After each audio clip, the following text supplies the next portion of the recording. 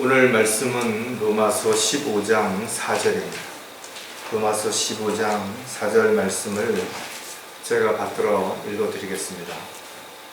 무엇이든지 전에 기록된 것은 우리의 교훈을 위하여 기록된 것이니 이는 성경이 주는 인내와 위로로서 소망을 지니게 하려 함입니다.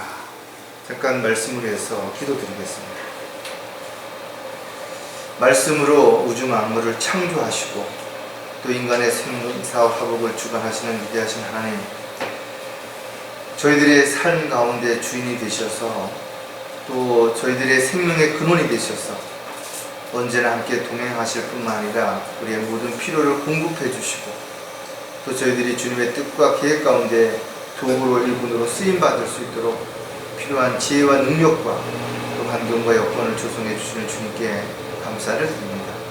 오늘도 저희들이 말씀을 통해서 과거에 어떤 일들이 있었고 또 앞으로 어떤 일들이 일어날지를 정확하게 알게 되고 또 저희들이 그것들을 교훈 삼아서 저희들이 부끄럽지 않은 그런 삶을 살다가 주님 앞에 설 수 있도록 주님 도와주시옵소서. 항상 모든 일에 감사할 수 있고 또 각자에게 주어진 일에 최선을 다할 수 있도록 주님 함께해 주시옵소서. 어느 곳에 있든지 무엇을 하든지 늘 주님만을 바라보게 하시고 또 주님의 뜻과 계획에서 벗어나는 어리석은 자가 되지 않도록 함께해 주시옵소서. 다시 오실 우리 주 예수 그리스도의 이름으로 기도드렸습니다. 성경을 기록한 가장 중요한 목적 가운데 하나가 바로 우리에게 과거에 어떤 일들이 있었는지 그리고 앞으로 어떤 일들이 일어날지, 그래서 우리가 어떻게 준비해야 되고 어떻게 대비해야 되고 어떻게 처신해야 되는지에 대한 부분들을 정확하게 알려주기 위해서 기록한 것입니다. 따라서 저와 여러분은 하나님의 말씀을 늘 가까이 해야 되는 것이고 또 그 말씀을 늘 묵상하고 또 암송하고 늘 생활 속에서 적용을 잘 시켜야 되는 것입니다. 성경을 읽어보면 우리에게 참 위로의 말씀도 있고 힘이 되는 용기를 주는 말씀도 있고 또 참으로 소중한 약속을 해주시는 말씀도 있죠. 그러나 또 한편으로 보면 우리에게 경고하시는 그런 말씀도 많이 있다라는 겁니다. 따라서 주님이 우리에게 어떤 경고를 하셨는지 정확하게 알아야 될 뿐만 아니라 이스라엘 사람들에게 하신 경고 또 여러 가지 그리스도인으로서 삶 가운데 해야 하는, 지켜야 하는, 하지 말아야 하는 이런 경고들을 정확하게 알고 거기에 합당한 삶을 살아야 되는 거죠. 왜냐하면 그 경고를 지키지 않았을 때 주님께서는 반드시 거기에 합당한 징계를 내리시거나 벌을 내리시는 분이시기 때문에 그렇다. 아무리 작은 죄도 주님은 절대 묵과하지 않으시는 것이. 비록 내가 죄를 진 것을 즉시 징계받지 않았다 하더라도 우리는 반드시 자백해야 될 것이고 또 자신이 잘못된 죄를 진 것을 알았다면 똑같은 죄가 반복되지 않도록 늘 정신을 차리고 깨어 있어야 될 것입니다. 경고라고 하는 말은 말 그대로 앞으로 일어날 일들에 대해서 미리 준비하고 또 사고라든지 어려움을 방어할 수 있도록 주시는 메시지가 바로 경고입니다. 그래서 경고는 다양한 방법으로 제시되는 거예요. 어떤 표지판에다가 써놓을 수도 있고 또 어떤 안내 방송을 통해서도 할 수도 있고 또 어떤 기록으로 남겨서 사람들에게 읽게 할 수도 있겠죠. 끊임없이 우리 주변에는 다양한 경고들이 우리에게 주어지고 있습니다. 하지만 안타깝게도 많은 사람들이 이와 같은 경고를 들었음에도 불구하고 설마 나에게 무슨 일이 일어날까? 나와는 상관이 없는 것처럼 거리가 먼 것처럼 생각하다가 불의의 사고를 당하거나 어려움을 겪기도 하는 것을 얼마든지 우리가 볼 수가 있는 것입니다. 따라서 저와 여러분은 일상생활 속에서도 지켜야 할 경고가 있고 또 마땅히 회사 생활을 한다든지 또 사업을 한다든지 직장 생활을 한다든지 어느 곳에서도 마땅히 지켜야 할 규칙들이 있기에 이 경고들을 무시해서는 안 될 것입니다. 특히 하나님의 말씀을 통해서 우리에게 주어지는 경고는 반드시 지켜야 됩니다. 이것을 지키지 않았을 때는 우리는 후회하게 될 것이고 그거에 대한 대가를 톡톡히 치르게 될 것이기 때문에 그렇습니다. 자, 오늘 설교 제목은 하나님의 경고를 거역하지 말합니다. 왜냐하면 하나님의 경고를 듣고도 거역했던 사람들이 있었다라는 거죠. 그리고 그들에게 주어진 징계 또는 벌이 얼마나 가혹했는지를 우리는 성경을 통해서 알 수 있기 때문에 그렇다라는 거죠. 가장 먼저 하나님의 경고를 어긴 사람은 바로 아담입니다. 아담은 하나님의 경고를 들었음에도 불구하고 그것을 지키지 않은 것이, 아니 오히려 알면서도 거역했던 것이. 창세기 2장 17절에 보면 선과 악의 지식의 나무에서 나는 것은 먹지 말라. 내가 거기서 나는 것을 먹는 날에는 반드시 죽으리라 하시니, 먹지 말라고 경고하셨고 그것을 먹는 날에는 죽는다라는 거죠. 그런 사실을 알았음에도 불구하고 아담은 이 경고를 지키지 않았어요. 그래서 아담은 죽게 된 것이고, 또 그 아담으로 인해서 모든 이후에 태어난 사람들은 죄인이 된 것입니다. 지금도 저와 여러분이 다양한 방법으로 사람들을 만나서 복음을 전하고 진리를 증거할 때, 심판을 이야기할 때 사람들은 이와 같은 사실에 대해서 믿지 않는 것이에요. 이런 경고를 받아들이지 않는다라는 것입니다. 외면하거나 거역한다라는 것입니다. 하지만 그들이 앞으로 받게 될 심판은 너무나 끔찍한 것이고, 그 이후에 지옥이나 불못에 던졌을 때의 삶은 너무나 고통스럽고 힘들기 때문에 우리는 반대하고 또 거부하고 싫어하는 것을 알면서도 이 사실을 멈추지 않고 전할 수밖에 없다라는 것입니다. 또 마지막 때에 일어날 일들을 성경은 경고하고 있음에도 불구하고 그리스도인들조차도 이러한 사실들을 그냥 흘러넘겨버리는 그런 일들이 비일비재한 것입니다. 마지막 때에 정신을 차리고 깨어있으라는 것입니다. 왜? 마귀의 교리에 수많은 사람들이 미혹돼서 넘어질 것이기 때문에 그렇습니다. 또 스스로 주를 부인하고 주님을 떠날 것이라는 거죠. 교회조차도 배교할 것이라는 것을 성경에 기록하고 있는 것입니다. 뱀이 이브에게 했던 것처럼 마귀는 지금도 사람들을 속이고 있는 것입니다. 그리스도의 영광스러운 믿음의 복음의 광채가 비치지 못하도록 다양한 방법으로 그 눈을 가리고 그 귀를 닫게 만드는 것입니다. 따라서 정신을 차리고 깨어있지 않다면 그리스도인들조차도 자신도 모르게 세상의 유혹에 넘어가거나 마귀의 미혹에 빠져서 실족하거나 믿음에 대해서 이탈하고 하나님의 뜻과 계획에서 벗어나 자기 뜻대로 자기 마음대로 살아가다가 주님 앞에서는 부끄러운 삶이 얼마든지 될 수 있다라는 거예요. 오늘도 우리가 다시 한번 본문을 통해서 알 수 있는 것처럼 과거에 일어났던 일들을 정확하게 알고 그것을 교훈 삼으라는 것입니다. 그리고 앞으로도 그런 일들이 또 일어날 것이라는 것입니다. 그런 것을 대비하고 정신을 차리고 거기에 넘어가지 않도록 그렇게 하라는 것입니다. 하나님의 경고는 성경에 너무나 많이 기록되어 있습니다. 그리고 우리는 그것을 읽고 듣고 또 묵상하는 가운데서 그냥 지나칠 것이 아니라 반드시 지켜 행함으로 인해서 아름다운 성령의 열매를 맺는 삶이 지속되어야 되는 것입니다. 자, 하나님의 경고를 거역하지 않으려면 어떻게 될 것인가? 우리에게 주시는 또 메시지를 몇 가지 살펴볼 겁니다. 가장 먼저 첫째, 이스라엘을 교훈으로 삼아야 한다는 것입니다. 지금도 세상의 중심에 이스라엘이 있는 것입니다. 유대인의 시계는 멈췄지만 또다시 그 시계가 언젠가는 멈춤에서 풀려나게 될 것입니다.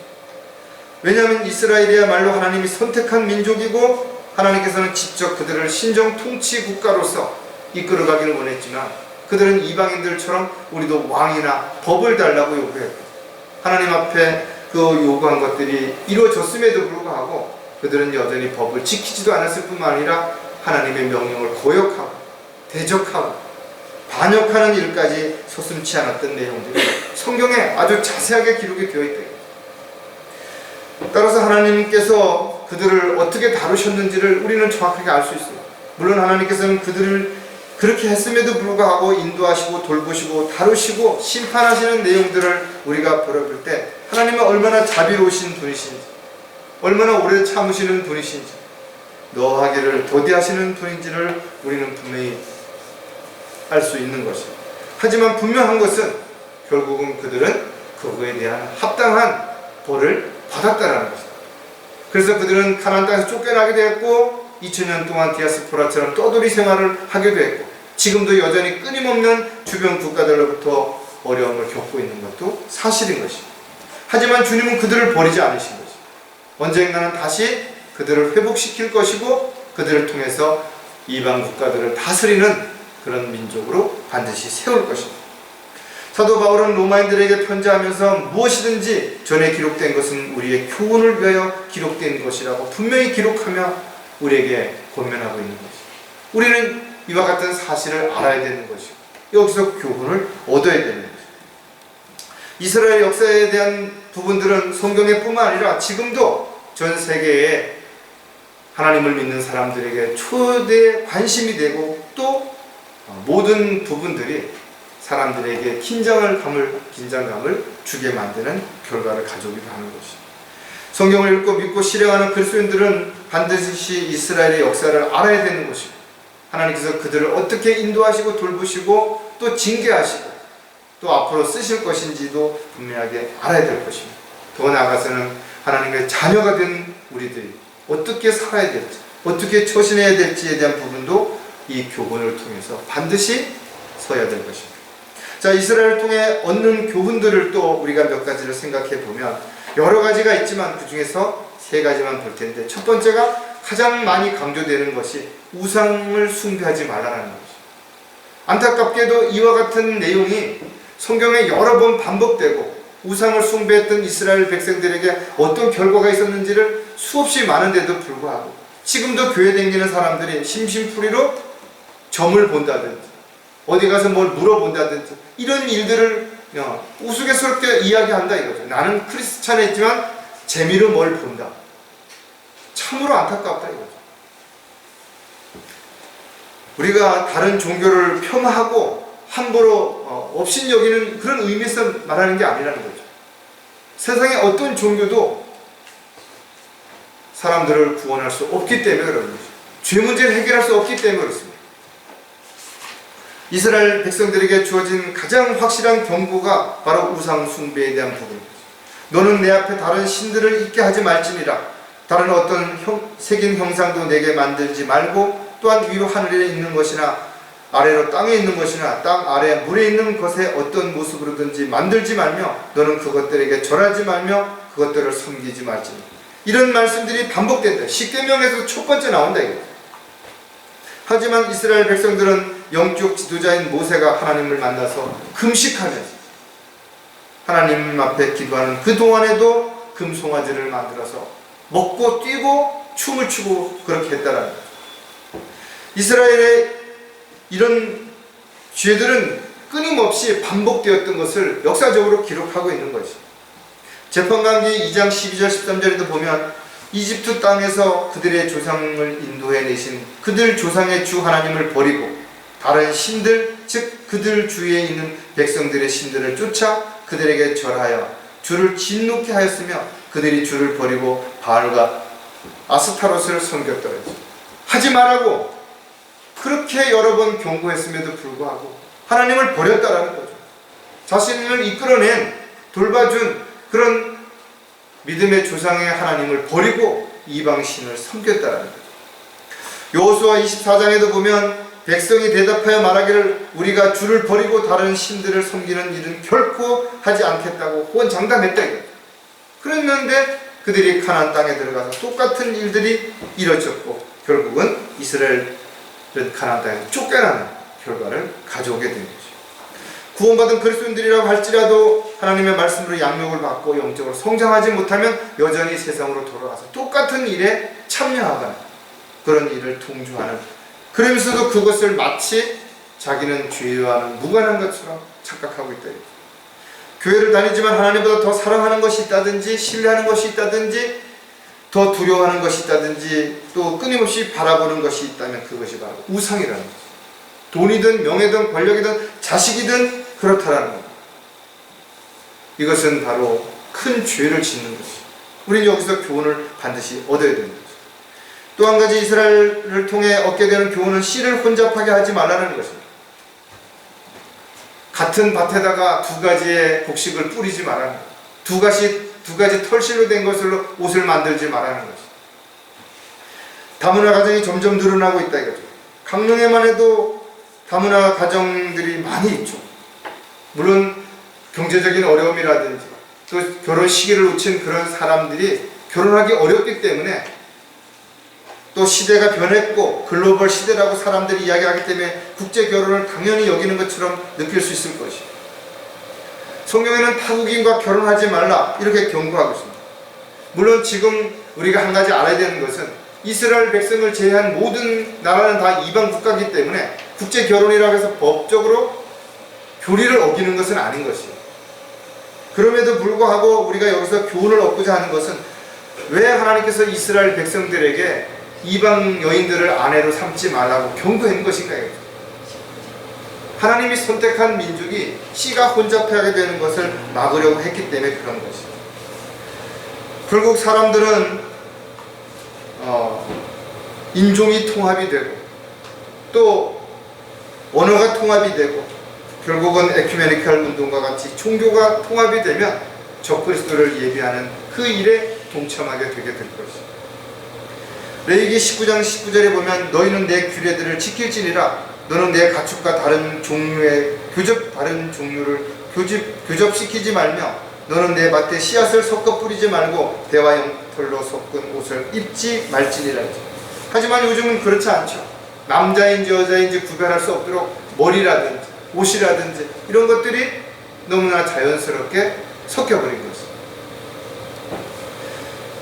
성경은 분명 이방인들과 이스라엘 백성들이 결혼하게 되면 반드시 그들이 마음을 결국은 그 여인들로 인해서 돌이켜서 그들의 신을 따르게 될 것이라고 경고했고, 실질적으로 그런 일들이 일어났던 것을 볼 수가 있죠. 여호수아는 가나안 땅에 들어가기 전에 모세의 설교를 통해서 그들에게 분명히 제시했음에도 불구하고 가나안 땅에서들은 정착한 이후에 이방 여인들을 아내로 삼고 이방 신을 섬기는 일이 반복됨으로 쫓겨나는 결과를 가져온 것을 성경은 알 수가 있습니다. 악한 사귐은 좋은 행실을 부패시킨다 그랬습니다. 그리스도인들 역시 세상과 적당히 타협하고 세상에 있는 것들의 마음을 뺏기고 살아가게 된다면 결국은 세상으로 돌아가게 되는 것입니다. 세상에서 적당히 자신이 하고 싶은 대로 하면서도 하나님을 섬기고 있노라고, 하나님을 사랑하느라고 입으로만 그렇게 말하는 종교인이 되게 될 것입니다. 특히 마지막 때에는 많은 그리스도인들조차도 믿음에서 떠날 것을 성령께서 강력히 경고한 것을 우리는 잊어서는 안 될 것입니다. 또 한 가지 이스라엘 백성들을 통해서 우리가 배울 교훈은 뭔가 하면 절대로 변질되지 말아야 한다는 거예요. 우리는 예수 그리스도를 믿음으로 인해서 그 핏뿌림으로 인해서 양심이 새롭게 되고 깨끗하게 된 것입니다. 하지만 우리가 또다시 죄를 짓고 세상과 타협하게 된다면 그 양심은 또다시 변질될 것이고 오염되게 될 것입니다. 하나님께서 아브라함을 통해 젖과 꿀이 흐르는 땅을 약속하셨죠. 하지만 이스라엘 백성들 가운데 이집트에서 나온 20세 이상의 사람들이 여호수아 칼렙 외에 아무도 가나안 땅에 들어가지 못하고 광야에서 죽었다는 사실도 우리는 반드시 기억해야 된다. 가나안 땅에 들어간 사람들도 마찬가지예요. 전쟁의 어려움도 잘 알고 이겨냈음에도 불구하고 그들은 정착한 이후에 여유가 생기자 또다시 반복적으로 죄를 졌다라는 거예요. 모세가 분명 설교를 통해서 강조했음에도 불구하고 그대로 된 것이에요. 너희가 이렇게 될 것이다 하고 이야기했는데 그들은 전혀 그러지 않을 거라고 생각했을지 모르지만 그렇게 됐다라는 거예요. 에스겔서 17장 12절에 보면 이제 반역하는 집에 말하라. 너희는 이것들이 무엇을 의미하는지 알지 못하느냐. 그들에게 이르라. 보라, 바빌론 왕이 예루살렘에 와서 왕과 그 고관들을 잡아 그들을 왕과 함께 바빌론으로 끌고 가고. 실질적으로 역사적으로 보면 이스라엘 지파들은 모두 바빌론으로 끌려가 아시리아로 끌려갔다. 비참하게 된 것이. 한순간의 잘못으로 인해서 그동안 쌓아놓던 모든 것들이 물거품이 될 수 있는 거예요. 그리스도인들도 마찬가지입니다. 우리가 유업이라고 하는 것은 주님을 만난 이후에 어떤 행실을 통해서 주님을 기쁘시게 했는지에 대한 그 보상으로 상과 유업이 주어지는데 이것 또한 우리의 잘못으로 얼마든지 이룰 수 있다라는 거예요. 하나님의 자녀들은 주님이 주신 복을 누리지 못하고 향유하지 못한 채 어리석게도 그 모든 것들을 스스로 발로 걷어차는 삶을 살아가는 사람들도 있는 것입니다. 왜? 욕심 때문에 그렇다고. 양손에 좋은 걸 쥐고서도 더 좋은 걸 옮겨주려고 손에 있는 것조차도 다 떨궈 버리는 것이. 그리스도인들은 누구나 현실에 안주하고 육신적인 세상적인 일에 마음을 두게 된다면 결국은 믿음에 대해서 이탈할 수밖에 없는 것이죠. 하나님의 경고를 이스라엘의 백성들이 어떻게 거역했는지, 그리고 그들의 결론이 어떻게 됐는지를 우리는 분명하게 알아야 될 것이고, 여기서 구원을 얻었다면 동일한 그런 죄를 반복하는 어리석은 삶이 되지 말아야 될 것입니다. 하나님의 경고를 거역하지 않으려면 두 번째, 지역교회의 역할을 알아야 한다는 것. 하나님의 피로 세운 교회가 무엇을 해야 되는지를 정확하게 알아야 되는 것이죠. 사람들을 많이 모으고 세상 사람들이 좋아하는 행사들을 하면서 교회 놀이한다고 해서 하나님이 기뻐하시는 건 아닌 것이죠. 사람이 많다고 해서 역사적인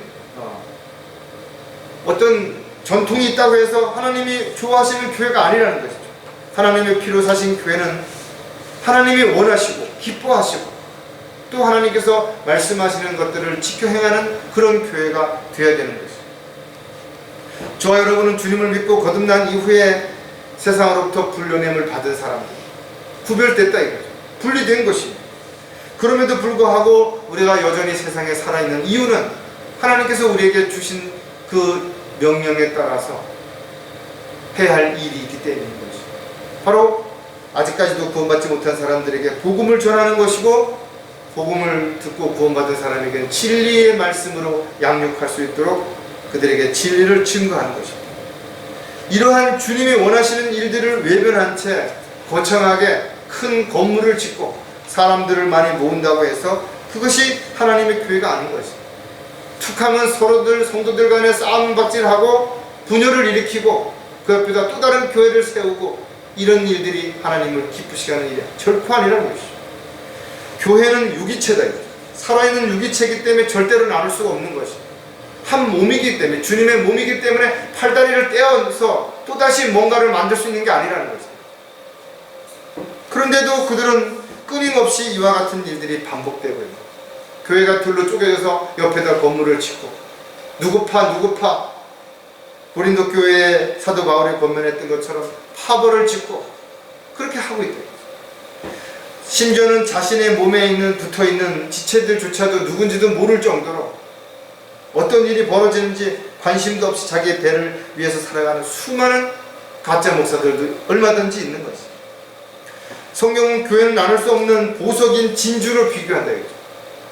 가장 가치 있는 그런 보석으로서 나눠져서는 안 되는 것이죠. 구원받은 성도들은 서로를 사랑하고 배려하고 섬기고 주 안에서 하나가 되고 머리신 주님을 따라서 주님이 기뻐하시는 일에 동참해야 된다. 교회는 오순절의 시작이 되었고 휴거와 함께 끝나게 될 것이다. 이 세상에는 이제 머지않아 주님이 오시게 되면 구원받은 성도들이 다 올라가게 될 것이고 이 땅에는 지역교회는 남아있지 않게 될 것이다. 대환란이 일어나는 시간에는 교회가 없는 것이다. 저 여러분은 모두 주님의 나팔소리와 함께 다 위로 올라갈 것이고 주님 앞에 서서 그리스도의 심판석의 상과 유업을 받게 되고 천년 동안 왕으로 통치하기 위해서 이 땅에 다시 주님과 함께 내려오게 될 것이다. 이것이 바로 지역교회가 있어야 하는 이유고 지역교회의 역할 중에 하나라는 것을 반드시 기억해야 된다. 자, 지역교회가 교회 역할을 상실하게 되면 어떤 문제가 생기느냐? 라오디아 교회처럼 비참해진다는 거죠. 요한계시록 3장에 기록되어 있는 라오디아 교회는 부유한 것입니다. 사람들이 많은 것입니다. 교회 건물이 웅장한 것입니다. 그런데도 불구하고 그들은 하나님 보시기에는 비참한 것입니다. 눈 멀고 굶주리고 헐벗고 아무것도 가진 게 없는 것입니다.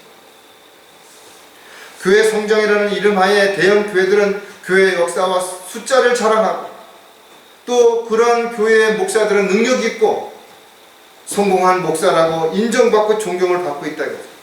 아무리 겉모습이 대단하고 화려하고 웅장하다 할지라도 멋지다 할지라도 하나님께서 원하시고 기뻐하시는 그런 피로 세우신 교회가 아니라는 가짜래요. 오늘날 교회는 차지도 덥지도 않는 라오디아 교회처럼 미적지근한 것입니다. 이것도 아니고 저것도 아닌 것입니다. 이 종교도 저 종교도 다 좋다고 이야기한다 이거예요. 하나님의 원칙보다는 시민의 권리를 앞세우는 것이 사람들 중심적으로 교회가 운영이 된다 이거예요. 그러면서도 부족함이 없고 아무 문제가 없다고 착각하고 있다. 왜? 영적으로 무지하기 때문에, 영적으로 눈멀었기 때문에 모르는 것이죠. 요한계시록 3장 17절에 보면 내가 말하기를 나는 부자이며 부유하고 아무것도 부족한 것이 없다고 하지만 너는 비참하고 가난하고 눈멀고 헐벗은 것을 알지 못하는 거예요.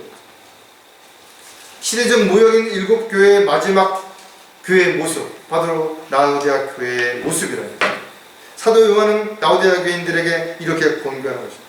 내게서 풀로 단련된 금을 사서 부유하게 되고 흰 옷을 사서 입음으로 너의 벌거벗은 수치를 드러나지 않게 하며 또 안약을 내 눈에 발라 보게 하라. 하지만 이게 무슨 말인지도 모른다 이거죠.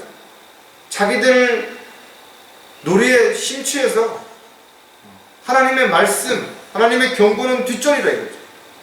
수많은 교회들이 이러한 경고의 귀를 막고 눈을 가린 채 교회 놀이만 하는 비참한 자신들의 모습을 알지도 못할 뿐만 아니라 이와 같이 잘못된 것을 알지 못하기 때문에 아무도 이 일을 제시하거나 거기에 대해서 반감을 가질 수 없는 것이죠. 빠져나오라고 했는데도 불구하고 눈이 멀어서 빠져나올 수도 없는 거예요. 뭐가 뭔지 구별도 못한대요. 지역교회 역할이 상실되면 자기 배를 위해 주님을 외면하게 되는 것이죠. 목사만 그런 거 아닙니다. 성도들도 마찬가지. 자기의 유익을 위해서 어떤 사람은 정치인으로서 교회 선거 때만 되면 찾아다니는 사람이 있고 사업 때문에 교회 나가는 사람들도 있고 병이나 고치고 뭔가 마음의 평안이나 얻으려고 하는 종교적인 그런 생각으로 교회 가는 사람들도 얼마든지 있다라는 거예요. 지역 교회의 주인은 바로 주님인 것이요.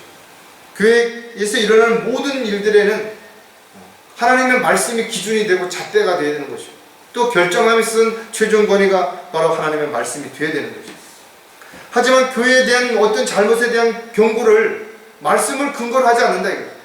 세상 법이라든지 아니면 사람들의 기준에 따라서 수가 많은 시민의 권리에 따라서 좌지우지 되는 것이죠. 어떤 목사들은 자신의 배를 위해서 양들의 기름을 착취하는 참으로 파렴치한 그런 자들도 있다. 자기가 원하는 대로 하기 위해서는 끊임없이 뭔가 법을 고치고 성경을 뜯어 고치는 것이죠. 요한계시록 3장 20절에 보니까 보라 내가 문 앞에 서서 두드리노라. 누구든지 내 음성을 듣고 그 문을 열면 내가 그에게로 들어가서 그와 함께 먹으며 그도 나와 함께 먹으며. 주님이 문 바깥에서 계속 문을 두드리는데 문을 걸어 잠그고 안 열어줘요. 왜? 주님이 들어오셔서 주인이 되면 자기들이 원하는 대로 자기들이 하고 싶은 대로 할 수 없기 때문에 그렇다는 거예요. 교회가 세상 사람들을 즐겁게 하고 세상에서 인정받고 또 목사가 그렇게 하기 위해서 교회에서 하는 일들은 결코 하나님을 기쁘시게 하는 일들이 아닌 것이에요. 오히려 세상 사람들에게 죄를 지적하고 심판을 지적하고 잘못된 부분을 지적하게 되면 박해를 받고 미움을 받고 비난을 받을 수 있는 것이 당연한 것입니다. 신실하게 살고자 하면 박해를 받는 것이에요. 우리는 좋은 말, 사람들이 듣기 쉬운 말, 듣기 원하는 말을 하는 것이 아니라 하나님께서 경고하시는 말씀을 전하는 주님의 도구라는 것이다. 눈치를 볼 필요도 없고 사람들을 의식해서 주저할 필요도 없다는 거죠. 그래서 담대함이 필요한 것이고 사도 바울처럼 입술을 열어서 담대함을 증거할 수 있도록 우리가 기도해야 되는 것입니다. 주님을 떠나서 또 주님이 원하시는 그 뜻과 계획에서 벗어나서 하는 모든 일들은 결코 주님이 원하시는 교회가 아닌 것입니다. 이런 교회가 세상에 너무나 많은데도 불구하고 사람들은 여전히 여기에 동참하고 있죠. 그 자랑하고 있는 것이죠. 지역교회가 역할을 상실하게 되면 마지막 때에 어떻게 되는 거예요? 배교하게 된다는 거죠. 나름대로 열심히 그래도 최선을 다하면서 지역교회로서의 역할을 하려고 하는 그런 교회들도 아직 있죠. 많이 있습니다. 그러나 그 교회들도 더 힘들어지고 더 어려워지면 어느 순간에게 또 배교할 수 있다는 거예요. 교회가 세워질 때부터 시작된 마귀의 공격은 마지막 때가 가까울수록 더 강력하게 역사하겠죠. 그래서 미혹이 너무나 세질 거라는 것입니다. 수단과 방법을 총동원해서 지역교회를 파괴하고 목사를 넘어뜨리려고 할 것이고 신실한 지체들을 실족시키려고 할 것입니다. 안타깝게도 이런 마귀의 술책에 넘어가서 세상으로 돌아간 그리스도인들이 얼마나 많이 있습니다. 지금도 믿음에 대해서 이탈해서 엉뚱한 곳으로 또 주저앉아서 안일하게 있는 그런 사람들도 얼마든지 있을 수 있는 겁니다. 세상 풍조에 밀려 방황하게 될 것이고 세상에 유치한 원리를 따라서 결국은 마귀의 교리를 따르게 될 것을 성령께서 경고하신 거죠. 사도 바울은 데살로니가에 편지하면서 이렇게 경고하고 있죠. 데살로니가 후서 2장 3절에 보니까 아무도 어떤 모양으로든지 너희를 미혹하지 못하게 하라. 이는 먼저 배교하는 일이 이르지 않고 또 그 죄의 사람 곧 멸망의 아들이 나타나지 않고서는 그날이 오지 아니하리라. 마지막 때에는 이런 징조들이 있다 이거죠. 그래서 너희는 마지막 때에 일어날 일들을 알아는 거죠. 사람들이 자기를 사랑하고 세상을 사랑하고 돈을 사랑하고 자긍하고 교만하고 하나님을 대적하고 이런 일들이 일어난다는 거예요. 그리스도인들은 어쩌보면 세상을 역행하는 사람들, 마귀의 미혹에 넘어가지 않고 배교의 물결에 떠내려가지 않으려면 살아있어야 되는 것이고 주님만을 바라보고 주님만을 향해 세상을 거슬러 올라갈 수 있어야 됩니다. 그럼에도 불구하고 마지막 때에 어떤 자들이 믿음에서 떠나 마귀의 영들과 마귀의 교리들을 따를 것이다라는 것을 왜 기록해 놓은 것인가요? 이런 자들이 있을 것을 아셨기 때문에 그런 것이죠. 그들은 양심이 화인으로 마비되어서 위선으로 거짓말을 하면서 자기가 어디로 가는지 조차 모른 채 영적인 소경처럼 끌려갈 것이다. 누구든지 배교하지 않으려면 끝까지 믿음의 선한 싸움을 싸울 뿐만 아니라 달려갈 길을 마칠 때까지 절대 한눈을 팔아서는 안 될 것이다. 이것이 바로 지역교회에서의 역할 중에 하나가 되는 것이고 이것이 바로 지체들이 서로 주 안에서 공유하고 끝까지 함께 승리할 수 있도록 싸울 수 있는 그런 믿음의 형제 자매들이 다 되어야 될 것이죠. 지역교회는 너무나 소중하다. 지역교회는 우리가 전쟁을 하기 위해서 훈련을 받는 곳이고 하나님의 영적인 양식을 공급받는 곳이에요. 지역교회가 흔들리면, 지역교회가 파괴되면 우리는 모든 전의를 상실할 뿐만 아니라 영적으로도 우리는 나약해져서 아무것도 할 수 없게 됩니다. 하나님의 경고를 거역하지 않으려면 마지막으로 신실한 그리스도인이 되어야 한다는 것입니다. 구원받은 그리스도인들 모두 영적으로 성장해서 하나님의 도구로 일꾼으로 쓰임받느냐? 그렇지 않는다. 오히려 구원받은 이후에 쓰임받는 신실한 형제 자매가 되기보다는 세상으로 돌아가는 사람들이 훨씬 많을 수 있어요. 저 여러분이 값없이 믿음으로 구원받고 하나님의 은혜로 영원한 지옥 영물부터 구원받았음에도 불구하고 이 세상을 살면서 조금 힘들어지고 어려워지고 또 문제가 생길 때마다 주님과의 관계를 외면하고 세상으로 돌아가고 사람을 의지하는 그런 일들이 일어나서는 안 될 것이다. 베드로 후서에 보면 그러나 이런 것들이 결여되어 있는 자는 눈멀고 멀리 볼 수 없으며 자신이 옛 죄들에서 깨끗하게 된 것을 잊은 것이다. 자신이 주님과의 은혜와 사랑을 잊어버리는 순간, 첫사랑이 식어지는 순간 하나님의 뜻과 계획에서 자신도 모르게 벗어나게 되는 거죠. 자신을 부인하고 십자가를 지고 매일 주님을 따라가는 길은 결코 쉽지 않습니다. 그럼에도 불구하고 우리는 끝까지 그 길을 가야 되는 거죠. 저 여러분은 지금도 영적 전쟁 중에 있는 것이고 앞으로는 어떤 전쟁이 우리를 기다리고 있을지 알 수가 없는 거죠. 마귀는 지금도 끊임없이 우리의 틈새를 비집고 들어오려고 호시탐탐 노리고 있다는 거죠. 조금만 방심하면 한눈을 팔게 되면 빌미를 주게 되면 즉시 마귀는 그 자리를 비집고 들어와서 우리의 마음과 생각을 바꾸고 우리가 주님을 따르지 못하도록 주님의 도구로 쓰임받지 못하도록 헌신하지 못하도록 영적으로 성장하지 못하도록 방해할 것이다. 안타깝게 달려갈 길을 모두 잘 마치고 모두 사도 바울과 같은 고백을 할 수 있는 것인가? 그렇지 않죠.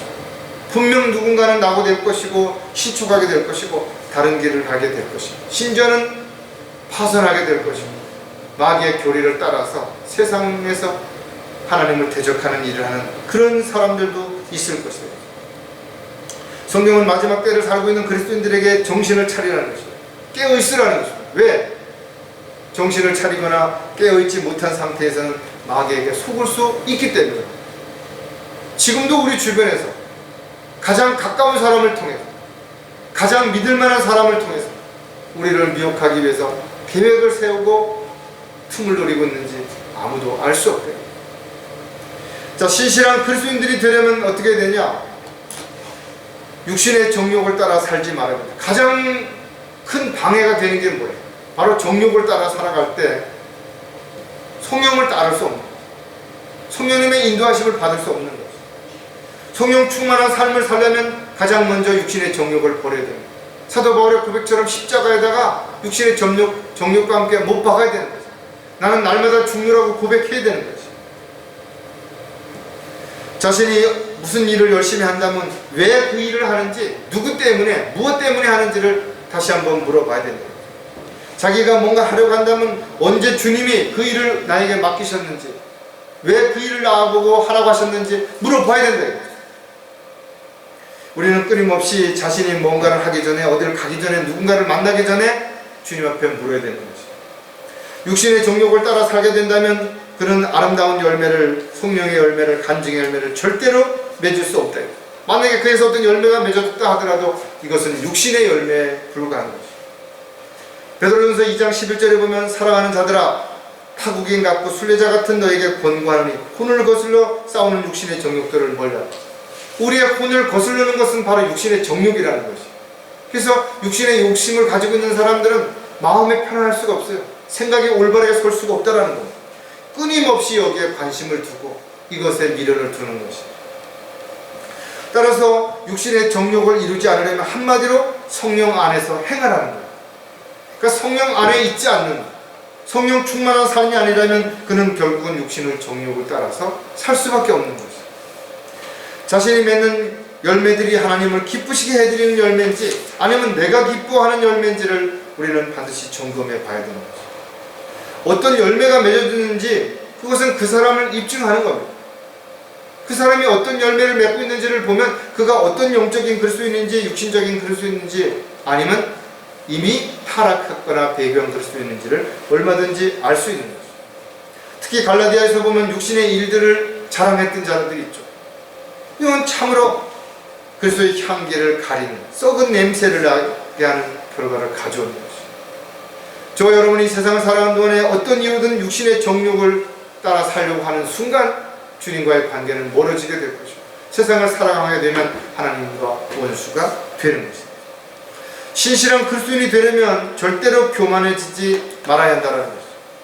누구나 좀 잘하게 되면, 뭔가를 가지게 되면, 또 뭔가를 대접받고 인정받게 되면, 높은 위치에 올라가면 교만해지죠.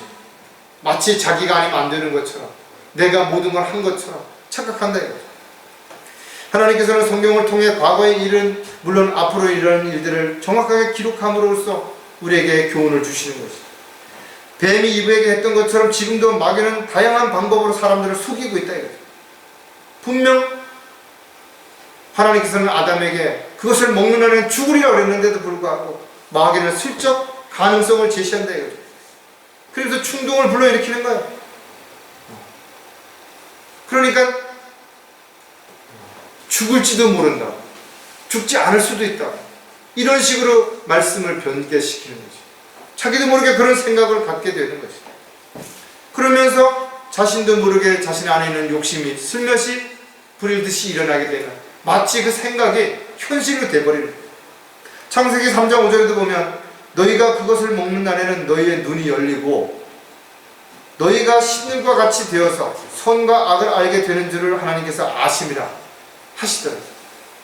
하더라고요. 이게 뭔 얘기예요? 마귀가 그럴듯하게 이브에게 그의 감정을 부추긴 것이. 성경에는 이런 말이 없어요. 하나님께서 아담에게 이야기할 때는 그것을 먹는 날에는 반드시 죽으리라 끝난 거예요. 근데 그것을 먹는 날에는 거기에 눈이 열리고 신들과 같이 되고 선과 악이 뭔지를 알게 된다는 거예요. 얼마나 많은 호기심, 자극을 주는 그런 이야기예요. 오늘날도 마찬가지로 이단이라든지 사이비들이 이런 식으로 다가오는 거예요. 뭔가 특별한 것이 있는 것처럼, 대단한 것이 있는 것처럼 그렇게 해서 사람들을 속이고 영적으로 무지한 사람들이 끌려가는 것입니다. 바울은 디모데에게 마지막 때가 이르면 사람들이 건전한 교리를 견디지 못하고 자기 자신의 정욕에 따라 가려운 귀를 즐겁게 해줄 선생들을 많이 두고 그들의 귀를 진리에서 돌이켜 허탄한 이야기로 돌릴 것을 경고하거든. 지금 그렇잖아. 하나님의 말씀보다 그 목사님 말씀이 너무 재미있다 이거죠. 너무 즐겁다 이거죠. 시간 가는 줄 모른다 이거죠. 사람의 귀를 즐겁게 해주는 거예요. 영적인 귀가 막히면 영적인 말씀들은 들을 수가 없기 때문에 사람의 말에 귀를 기울이게 되는 것이고, 사람의 말에 귀를 기울이는 사람들은 이 세상에 사는 날 동안 무언가 거기에 마음을 빼앗기고 그것을 위해서 살게 되는 결과를 가져오게 될 것입니다. 그리스도인들은 믿음의 뿌리가 하나님의 말씀이 성경에 깊이 뿌리를 내려야 되는 것이죠. 어떠한 상황에서도 흔들리지 말아야 됩니다. 하나님의 경고를 외면하게 되면 성경이 아닌 또 다른 무엇인가를 믿게 되죠. 따르게 되는 것이죠. 그래서 곁길로 가는 것이죠. 결국은 주님과는 아무런 상관도 없는 일에 열정을 내고 자신이 가진 모든 것들을 허비하는 어리석은 종교인으로서의 삶을 살게 되는 것입니다. 참으로 안타깝다 이거죠. 주변에 이런 사람들이 너무나 많은 것이죠. 아무리 이야기해도 이미 세뇌돼서 들으려고 하지 않는 것이죠. 신실한 그리스도인들이 되려면 최종 권위를 무시하지 말아야 됩니다. 누가 말했든 그것이 하나님의 말씀이라면 그것은 최종 권위가 되는 것입니다. 목사나 학자들 가운데는 최초의 원문을 말하면서 성경이 어쩌고 저쩌고 하며 원문을 비평하고 있다. 그리고 자신들이 뭔가 잘못된 원문을 바로잡아야 된다고 성경을 뜯어 고치는 것이, 삭제하고 첨가하고 바꾸고 이렇게 돼서 수많은 잘못된 성경들이 나온 것입니다. 모두가 하나님을 두려워했고 정말 하나님의 영감을 받아서 기록한 말씀들을 성령님의 능력 가운데서 번역을 하고 그것을 그렇게 했다면 왜 이렇게 수많은 성경들이 나오겠어요?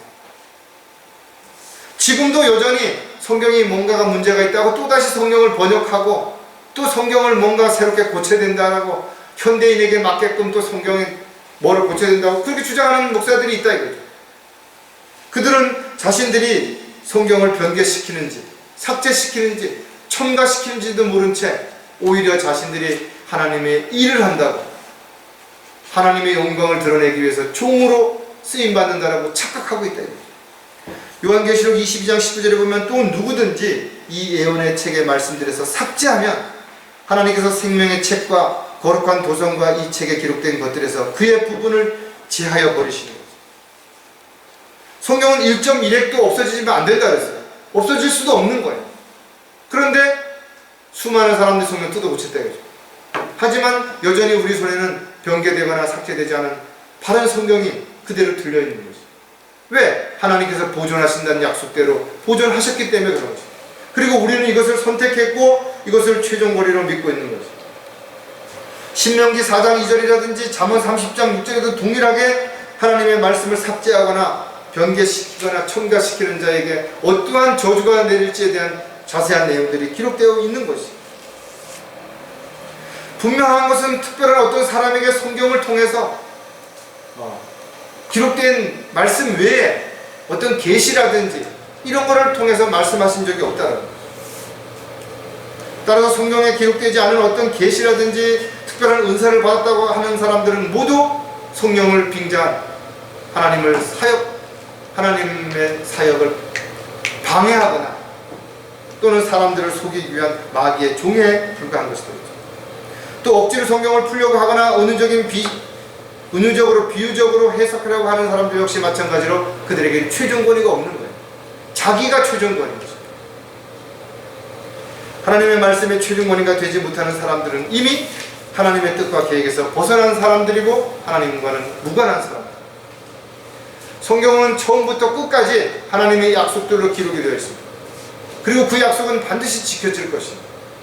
그리고 그 약속을 지키지 않는, 즉 하나님의 명령을 듣고도, 하나님의 경고를 듣고도 거역한 자들, 외면한 자들, 대적한 자들 모두 성경에 기록된 대로 벌을 받게 될 것이고 심판을 받게 될 것입니다. 저와 여러분이 이스라엘을 통해서 또 지역교회와 또 그리스도인들 개인에게 주신 수많은 경고의 메시지들을 절대로 잊어서는 안 될 것입니다. 우리가 100% 다 지키진 못한다 하더라도 끊임없이 지키려고 노력하고 주님의 뜻과 계획 가운데서 더욱더 성장하려고 수고하고 애쓰는 가운데 저와 여러분이 오늘보다는 내일, 내일보다는 모레가 더 신실한 주님의 종여 일꾼으로 쓰임받을 수 있게 되기를 주님의 이름으로 부탁을 드리겠습니다. 기도하겠습니다. 자비로우신 하나님 아버지, 참으로 감사를 드립니다. 오늘도 저희들에게 주신 이 말씀을 통해서 다시 한번 주님의 명령을 저희들이 어떻게 순종하며 또 어떻게 믿고 실행해야 할지를 늘 잊지 않는 가운데 주님 보시기에 합당한 도구로 일꾼으로 쓰임받을 수 있도록 도와주시옵소서. 다시 오실 우리 주 예수 그리스도의 이름으로 기도드렸습니다.